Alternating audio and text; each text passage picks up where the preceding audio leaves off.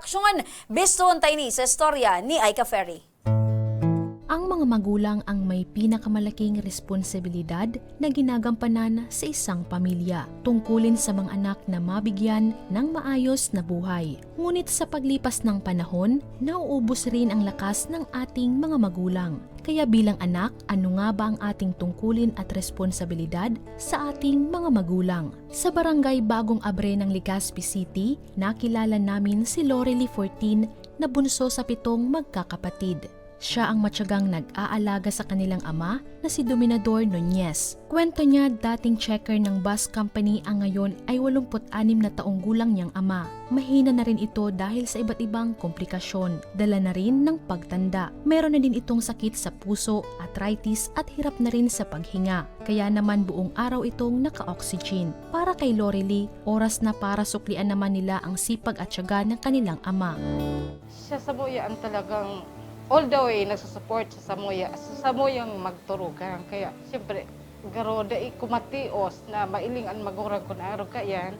Kaya ang support me, gabos man po kami nagsusupport. Kaya lang ako bilang aki niya, ako nakakahiling, naiiling ko siya sa oral daw, sa oras-oras na dai ko siya matios na nahihirapan siya na sa pag-angot, sa dai siya nakakalakaw ng tanos na paglakaw baga, kaipuan siyang alasahon.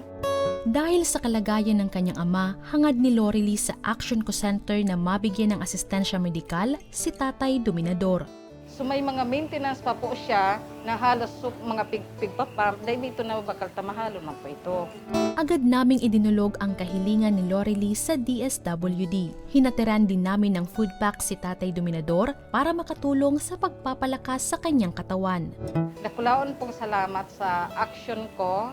Yan po, dagdag na pag-maintain sa sakuyang ama, sa iyang kamatian. And salamat man po, pinasabungan po ako kang mahal na Diyos na magrani po sa Indo sa action ko. Sana po, padagos po na mag-exist ang sa Indong programa. Thank you very much po kani na grasya na dara po nindo na ini makakasugpon man po sa indang pagkabuhay sa oral daw dawa diit pero dakulo na po ini para sa Samoya. Thank you very much po sa action ko. Saludo ang Action Co Center sa mga tulad ni Lorely. Naway magsilbi din siyang halimbawa sa lahat ng mga anak sa bawat pamilyang Bicolano at Pilipino.